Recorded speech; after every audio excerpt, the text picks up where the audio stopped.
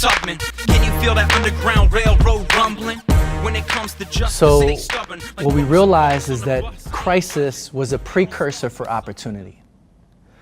And there was a major crisis that was happening in the city, and that was that there was a school where there was a lot of fights breaking out every week. And the newspaper was writing all these articles about what was happening on the school. They were doing a spotlight and talking about the gang recruitment, talking about kids smoking weed on campus and getting into fights. And this was really bad publicity for the district. So we met with the superintendent right when this was happening. And he was telling us how much heartache and headache this whole thing was giving them. And they tried everything under the sun, every intervention. He said, we might as well try this hip-hoppity stuff. So with his blessing, he sent us into what was deemed the worst school in the district. So we go in and we end up meeting with some of the administration, the principals. And we come to find out that 90% of the issues going on are coming from 4 classes in what is known as House 2.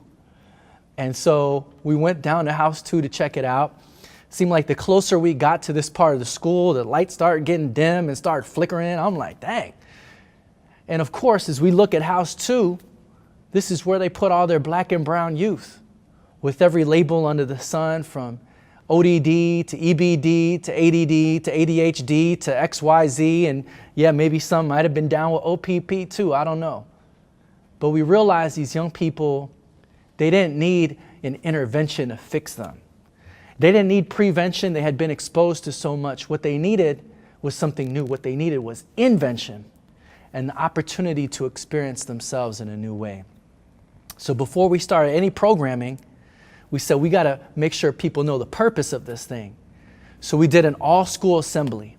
I brought in different artists who were dancing and DJing and doing spoken word. I shared some of my story, and we announced that we had a hip-hop leadership program that we were going to pilot in the school. And I said, we're looking for a few good young men and women to be a part of it. Well, everybody in the school wanted to be down. This was on a Friday. On a Monday, we showed up in the House 2, and they couldn't believe that we chose them. But we said, you all have a voice that needs to be heard. You all have a spark of passion that needs to be found, that needs to be fanned into flame. You all have an ability to change the narrative about this school and about this community. And so we started meeting with the youth once a week for 10 weeks, coming in during the advisory / homeroom time, sharing about it's not, are you smart, but how are you smart? Sharing about sampling consciousness, sampling from the example of people who have lived meaningful and purposeful lives and remixing that into our lives. Learning how to share our own blues and our pain through spoken word and through raps so that we could begin to regain authorship of our life story. And what these young people ended up deciding to do was not only change their personal narrative, but also change the narrative and the story of the school. We had the agreement and the support of the principals for these young people to lead an event. And they decided that the event that they wanted to lead was going to be a talent show. And this talent show had been run by teachers, and the kids thought it was whack. They wanted to be the ones that ran it. So they were opening this up to the entire school, over 2,000 students. They were opening this up for the whole community. All the parents and local community-based organizations could come through. And these young people ended up doing poems and monologues. They did a rap. And I remember the rap was something like Soul Bling. It went like, it's not a new but an old thing. I'm working hard, man, trying to let my soul bling. I ain't concerned what your goal brings. I got a purpose in this more than trying to hold things. You serving them death, I'm serving them life. You serving them wrong, I'm serving them right. You either part of the problem or the solution. So let's solve our problems and start a movement. Everybody gave them a standing ovation. The teachers were crying. They couldn't believe that Dee and Isaiah and Abraham and all these kids would do something so positive, so powerful.